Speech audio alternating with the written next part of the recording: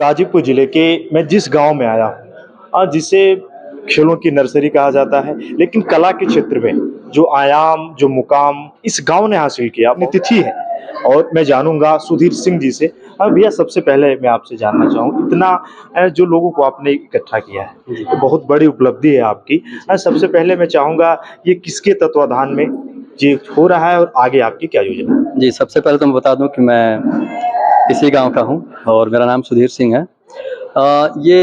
हमारे कला गुरु डॉक्टर राजकुमार सिंह हैं, जो संभावना कला मंच के संस्थापक हैं।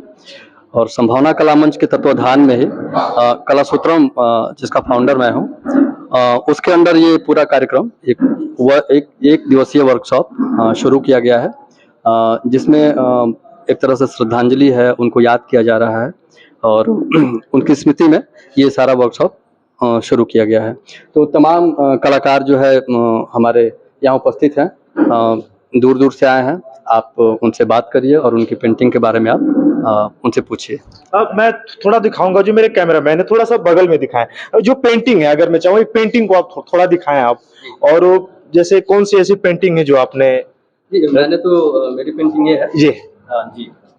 हाँ, थोड़ा सा पीछे जाएं आप पीछे जाएं। दोस्तों, ये सुधीर सिंह ने इसे बनाई है। थोड़ा सा इस पेंटिंग के बारे में आप मुझे जरूर बताएं। जी, ये बहुत सिंपल है।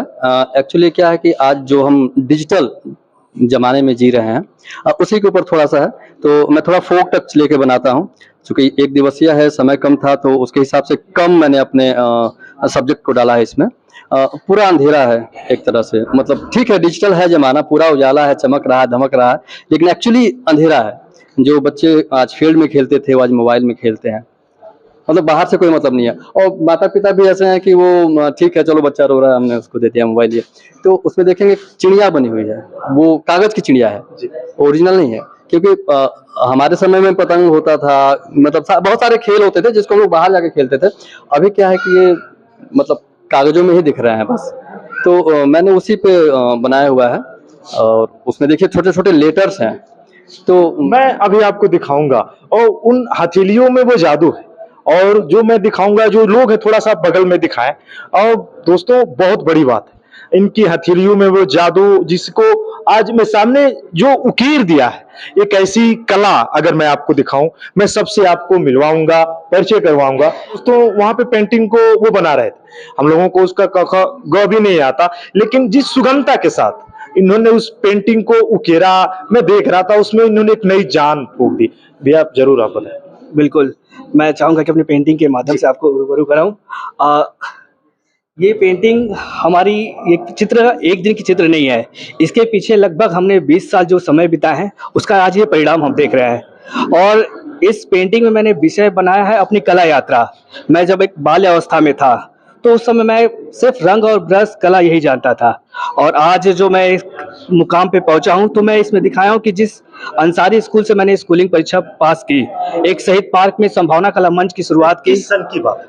सन 2008 में हमने संभावना कला मंच के माध्यम से कला प्रदर्शनी शुरू की, और उसी दौरान हमने छोटी पेपर्स पे प्रदर्शनी करना शुरू किया, और धीरे धीरे मैं एक लंबे सफर तक एक कला प्रदर्शनी तक पहुंचा।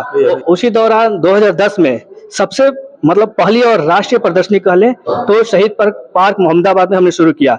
इस पेंटिंग में मैंने दिखाया कि अंसारी स्कूल से मैंने जब पढ़ रहा था, तो एक शहीद पार्क मोहम्मदाबाद में एक प्रदर्शनी की, और उस प्रदर्शनी करते के दौरान मैं काशी हिंदू विश्वविद्यालय तक पहुंचा। और इस प्रदर्शन में पेंटिंग में मैंने पूरी अपनी एक कला यात्रा को दिखाया कि किस तरह से मैंने एक स्कूल गांव कस्बे से निकल करके एक शहर विश्वविद्यालय की तरफ उन्मुख हुआ। और मैंने अपने आप को दिखाया है कि मैं बाल्यावस्था में रंग और ब्रश के साथ खेलता खेलते एक आजाद पंछी की तरह उड़ पड़ा हूँ आज। और सच में इनकी सफलता को एक नई उड़ान अगर मैं आपसे कहूं, और जब हम लोग देख रहे थे, और अभी अगर मैं भी आपसे और जानना चाहूं, कितनी मेहनत की इसमें, योगदान किसका था जो आप लगातार आगे बढ़ रहे हैं?